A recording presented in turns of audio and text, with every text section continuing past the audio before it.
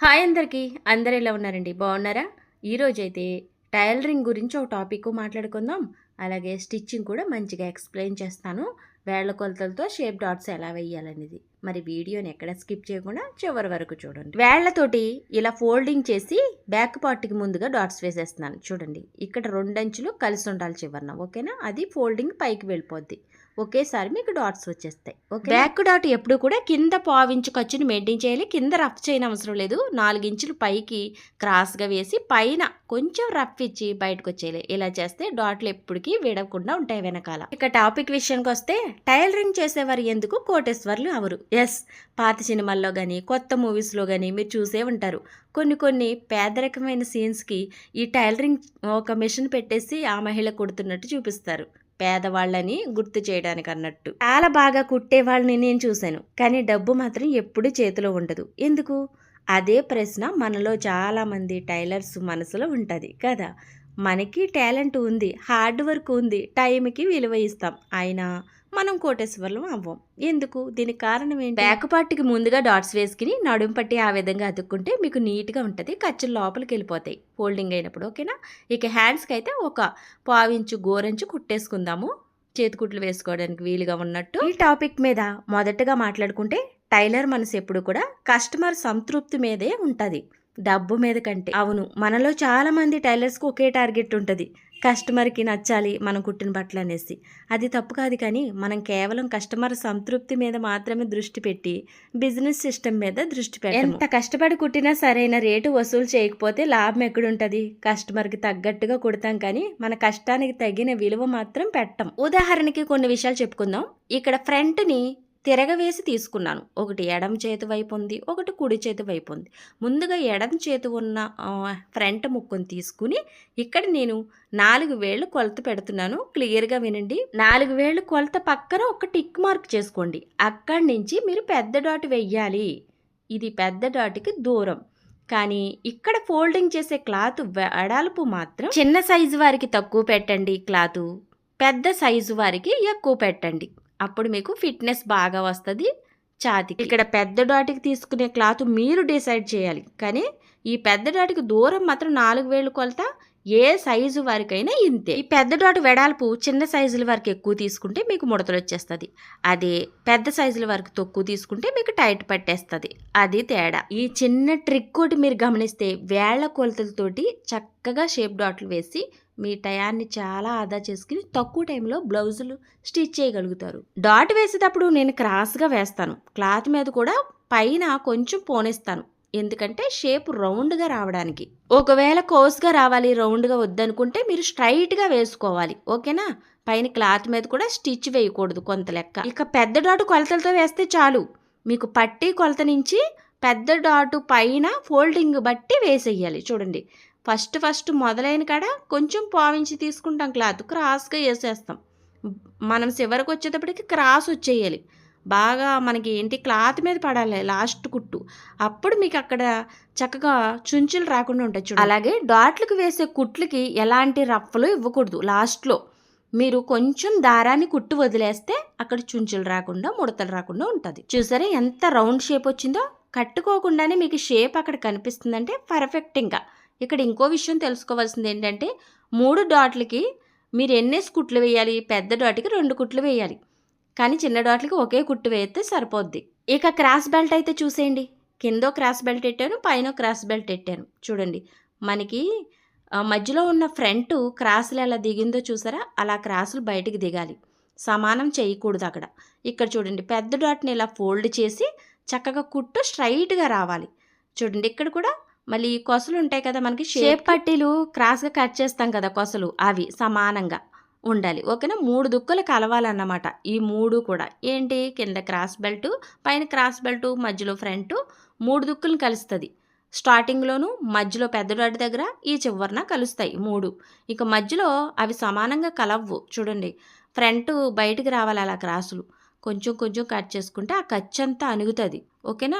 ఇక ముందుగా కుట్టుకున్న బ్యాక్ని ఒకసారి తీసుకొచ్చి చక్కగా ఒకసారి కొలిచేసుకుని ఎక్కడి వరకు ఫోల్డ్ చేయాలో క్రాస్ బెల్ట్ని ఆ విధంగా మార్కింగ్ చేసుకుని ఫోల్డింగ్ చేసి కుట్టుకోవడమే. కొన్ని విషయాలు అయితే ఉదాహరణకి చెప్పుకుందాం అనుకున్నాం కదా, మనం ఒక్కో బ్లౌజ్ కుట్టడానికి 2 గంటలు టైం తీసుకుంటాం. కటింగ్ చేసి మళ్ళీ స్టిచ్చింగ్ చేయాలి కదా! ఒక్కొక్కళ్ళైతే గంటలోనే చేసేయొచ్చు. అయితే ఇక్కడ రూ. 250 ఒక్కొక్క సైడ్ తీసుకుంటారు. ఒక్కొక్క సైడ్ 200, ఒక్కొక్కసారి రూ. 150 తీసుకుంటారు బ్లౌజ్‌కి. కానీ అదే సమయంలో ఒక పార్లర్ విషయం గురించి మాట్లాడుకుంటే 15 నిమిషాలు ఫేషియల్‌కి రూ. 500 ఛార్జ్ చేస్తారు. చెప్పాలంటే అలాంటి కాడ అస్సలు కస్టమర్లు బేరాలనేది ఆడరు. అసలు బేరాలు ఉండవనుకుంటారు అక్కడ. కానీ మన దగ్గర మాత్రం గీచి గీచి బేరాలు అడుగుతారు.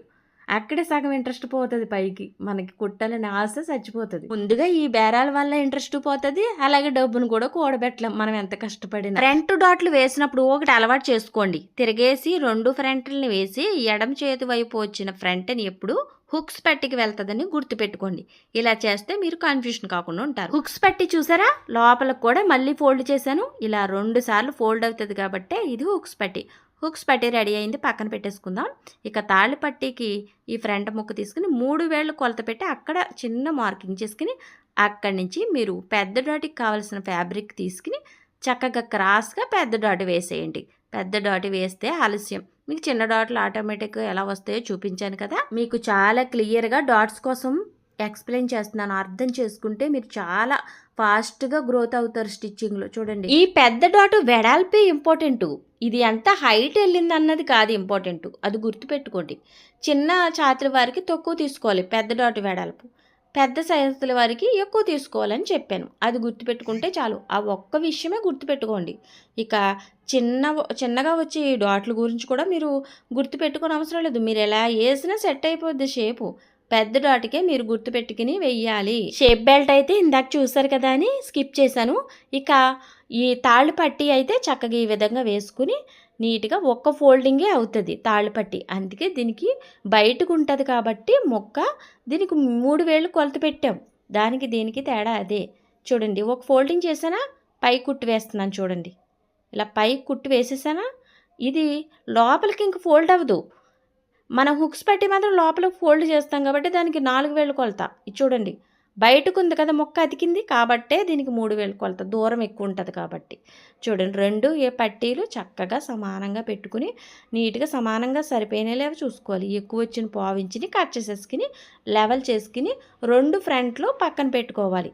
మన బ్యాక్ ఏదైతే రెడీ పెట్టుకున్నాం కదా దాని మీద వేసేసి తిరగవేసి ఈ విధంగా షోల్డర్లు అతికేసుకుని హ్యాండ్స్ అతుక్కోవాలి. టైలరింగ్ని చాలామంది కళగా చూస్తారు, బిజినెస్గా చూడరు. కానీ నేటి రోజుల్లో కళ ప్లస్ బిజినెస్ మైండ్ సెట్ ఉంటేనే మీరు డబ్బును సంపాదించగలుగుతారు. ముఖ్యంగా చెప్పుకోవాలంటే మనలో చాలామంది నాకు కుట్టడం మాత్రమే తెలుసు అంటారు. కానీ డిజైన్ సెట్ చేయడం, ప్రైస్ ఫిక్స్ చేయడం, ఆన్లైన్ ప్రైజెస్కు ఉంచడం, ఈ స్కిల్స్ కూడా నేర్చుకోవాలి.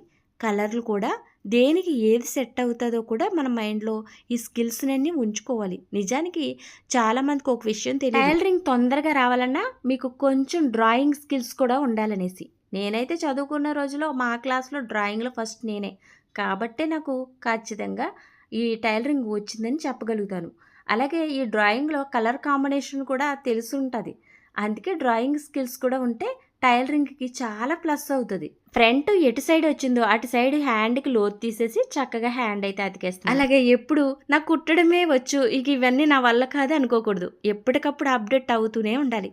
మరి ఈ జనరేషన్ బట్టి బిజినెస్గా చూసేవారు టైలరింగ్ని ఏం చేస్తున్నారో తెలుసా? తమ పేరు మీద చిన్న బ్రాండ్ పెట్టుకుంటున్నారు. ఇన్స్టాగ్రామ్ పేజ్ అని, యూట్యూబ్ ఛానల్ అని కస్టమర్ని బుకింగ్ ద్వారా నిర్వహిస్తున్నారు. పాత కస్టమర్స్ని ఫాలో అప్ చేస్తున్నారు. ఇలా సిస్టమ్ పెట్టుకున్న వారే ముందుకు వెళ్తున్నారు. మీరు అనుకోవచ్చు ఇవన్నీ చిన్న చిన్నయే కదా, వీటి వల్ల ఏమవుతుంది అని. కానీ ప్రపంచంలో పెద్ద పెద్ద బిజినెస్లు కూడా చిన్న పనుల నుంచి మొదలయ్యాయి. ఒక చిన్న బ్లౌజ్ కూడా ఒక డిజైన్ ఆర్ట్ పీస్ లాంటిది. మన పని చిన్నది కాదు, మన దృష్టి చిన్నది. అదే పెద్ద తేడా. ఇక హ్యాండ్ అయితే అతికేసాను కదా, చివరైతే ఫోల్డింగ్ చేశాను చేతి కుట్లకి. ఇక మనం ఫిట్టింగ్ కుట్లయితే వేసేసుకుంటాం. టైలరింగ్లో సమయం కూడా బంగారం లాంటిది. ఒక టైలర్కి 10 గంటల పని ఉందనుకోండి, దాంట్లో 6 గంటలు మాత్రమే వర్క్ చేస్తారు. 2 గంటలు గాసిప్స్ మాట్లాడుకోవడం మీద పెట్టేస్తారు. అలాగే 2 గంటలు తడబాటుగా ఉండడం. అలా రోజుకి 2 గంటలు వృధా చేస్తే నెలకి 60 గంటలు పోతాయి కదండి. ఆ సమయాన్ని కొత్త డిజైన్స్ నేర్చుకోవడానికి, ఆన్లైన్ పేజెస్ బిల్డప్ చేసుకోవడానికి వాడితే ఏమవుతుంది? అదే మన లెవెల్ని మార్చేస్తుంది. ఇక్కడ బ్యాక్ కంటే ఫ్రంట్ 1 పావించి ఎక్కువ వచ్చేసింది. ఇక్కడైతే డాట్ వేస్తున్నాను. ఓకేనా? అలా సరిపెట్టేస్తున్నాను. అందుకే టైలరింగ్లో ఎప్పుడు అప్డేట్ అవుతూ ఉండాలి. చాలామంది మహిళలు ఇంటి నుండే పనిచేస్తారు, కానీ మార్కెట్కి వెళ్ళి బిజినెస్ చేయాలంటే భయపడతారు. నేను చేయగలనా, వాళ్ళు నవ్వుతారేమో అలా అనుకుంటారు. కానీ అదే ధైర్యం చూపితే మన దగ్గర ఉన్న స్కిల్స్ మన జీవితాన్నే మార్చేస్తాయి కదా. ఒక ఆవిడైతే ఇప్పుడు యూట్యూబ్లో తెగ వైరల్ అవుతుంది. ఆవిడ పేరేంటో మర్చిపోయాను కానీ భలే మగ్గం వర్కులు చక్కగా చేయించేస్తుంది. చక్కగా ఆవిడ మొన్న ఏదో మీటింగ్ కూడా పెట్టింది కదా హైదరాబాద్లో. ఆవిడ కూడా ఒకప్పుడు సాధారణమైన మహిళే కదా, చిన్నగానే మొదలుపెట్టింది. ఇప్పుడు ఒక 10 మందికి ఉపాధిని కల్పిస్తుంది. వేలాది మందికి ఇన్స్పిరేషన్ అవుతుంది ఆవిడ కదా. మనందరం గుర్తుంచుకోవాల్సిన విషయం ఏంటంటే, మిషన్ దగ్గర కూర్చున్న మన కళలు పెద్దవిగా ఉండాలి. అప్పుడే మనం అనుకున్న గోల్ని రీచ్ అవుతాం. ఎప్పటికప్పుడు అప్డేట్ అవుతూ ఉండాలి. ఇది చాలు, ఇంతవరకు ఉంటే చాలు అనుకోకూడదు టైలరింగ్లో.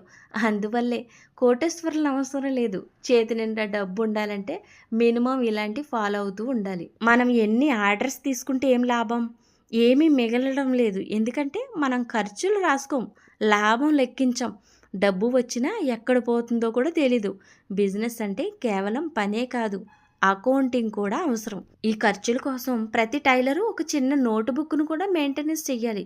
మిషన్ మెయింటెనెన్స్కి ఎంత అవుతుంది, మనకి కరెంటు బిల్లుకి ఎంత అవుతుంది అనేసి ఇలా అన్నీ రాసుకున్నప్పుడే అసలు మనం నెలకి ఎంత సంపాదిస్తున్నామో, లాభం ఎంత వస్తుందో తెలుస్తుంది. మనలో చాలామంది రోజుకి 2 బ్లౌజులు కుడితే సరిపోద్దులే అని ఫిక్స్ చేసుకుంటారు. కానీ అదే మన లెవెల్ని నిలిపివేస్తుంది. ఎందుకంటే మన కళ చిన్నదే కదా. ఇలా ఆలోచిస్తే మన ప్రయత్నం కూడా అంతే అవుతుంది. అలాగే ఒక చిన్న ఆలోచన మార్చండి. రోజుకి 2 బ్లౌజులు. నిజంగా కోటేశ్వర్లు అవ్వాలంటే ఒక టీమ్గా కలిసి ఇంటి నుంచి కాదు, బోటిక్ నుంచి మొదలు పెట్టాలి. అలాంటి పెద్ద కళలు పెట్టుకున్నవారే నిజంగా కోటేశ్వర్లు అవుతారు. అలాగే ఈ టైలరింగ్ అనే ఫ్యాషన్లో ఎవరు కొత్తగా ఆలోచిస్తారో వాళ్ళే ముందుకు వస్తారు. పాత డిజైన్లతోటే కుట్టడం, కొత్తగా ప్రయత్నించకపోవడం వల్ల మనం అదే స్థాయిలో ఇక్కడే ఉండిపోతాం. కానీ ఎవరు కస్టమర్కి ఇలా చేస్తే కొత్తగా ఉంటుంది అని సజెస్ట్ చేస్తారో వాళ్ళు గుర్తింపు తెచ్చుకుంటారు ఎక్కువగా ఈ ఫీల్డ్. టైలరింగ్లో మనమే అన్నీ చేయాలనుకుంటాం. కటింగు, స్టిచ్చింగు, ఫినిషింగు ఒక్కరే చేయాలంటే ఇంకొక లెవెల్కి వెళ్ళలేం. టీం వర్క్ కావాలి. మనం ఎవరినైనా ట్రైన్ చేయాలి, మనతో ఉంచుకుని. అదే మన వృద్ధి అవుతుంది. మన దగ్గర వర్క్ చేయడానికి ఎవరు దొరుకుతారు అనే ఆలోచన వద్దు. మనం నేర్పే మనస్తత్వం ఉంటే ఇతరులకు కూడా అవకాశం ఇస్తే బాగుంటుంది. మంచి ఆలోచనలు మనకి వస్తాయి, కానీ మొదలెట్టే ధైర్యం ఉండదు. వీడియో పెడితే నచ్చుతుందా, బోటిక్ పెడితే కస్టమర్లు వస్తారా, ఇలాంటి భయాలే మన ఎదుగుదలని ఆపేస్తాయి. కానీ ఒక సూత్రం గుర్తుంచుకోండి, భయానికి ముందే ప్రయత్నించండి. విఫలమైనా మీరు నేర్చుకుంటారు, విజయవంతమైతే మీరు ముందుంటారు అందరిలో. టైలరింగ్ అనేది కేవలం సూది, దారం, మిషనే కాదు, అది మన కళల్ని కుట్టే కళ. కానీ మనం మన కళల్ని పెద్దగా కుట్టాలి. మనం పని చిన్నగా కాకుండా మన ఆలోచన పెద్దగా ఉండాలి. మీరు కోటేశ్వర్లు కాకుండా ఉండడానికి కారణం మీ పని కాదు, మీ ఆలోచన విధానం మాత్రమే. ఆలోచన మార్చాలి. ఎప్పుడులా కాకుండా అప్డేట్ అవుతూ కొత్త డిజైన్స్ నేర్చుకుంటూ మనం ఈ జనరేషన్ బట్టి ఎలా ముందుకు వెళ్ళాలనేది చూసుకుంటూ టైలరింగ్లో చక్కగా మనీని ఎర్న్ చేయొచ్చు. ఎప్పుడైనా ఏదైనా చెయ్యాలి అనుకుంటే వెంటనే చేసేయండి, తర్వాత చేయొచ్చులే అని ఆగిపోవద్దు. ఎందుకంటే మళ్ళీ మళ్ళీ ఆ అవకాశం రాకపోవచ్చు. ఏ విషయంలో అయినా మనం ప్రశ్నించిందే సమాధానము దొరకదు, మనం ప్రయత్నించిందే కోరుకున్నది దక్కదు. ఫైనల్గా నేను చెప్పేది ఏంటంటే, టైలరింగ్లో మనీ ఎర్న్ చేయాలంటే మనం పాత పద్ధతుల్ని వదిలిపెట్టి కొత్త విధానంలో ఇప్పుడున్న ట్రెండింగ్ బట్టి పెద్ద ఆలోచన, కాస్త ధైర్యం ఉంటే చాలు, మార్కెట్లో మంచి బిజినెస్ మనం కూడా చేయగలుగుతాం కదా. టైలరింగ్లో ఎదగాలంటే ఎన్ని విషయాలు తెలుసుకోవాలి, అందుకే మీకైతే షేర్ చేశాను. అయినా చాలా రోజులైంది టైలరింగ్ గురించి ఒక టాపిక్ మాట్లాడుకుని మనం కదా. ఈ వీడియో ద్వారా మీకు ఈ విషయాలు తెలియజేయాలనిపించింది.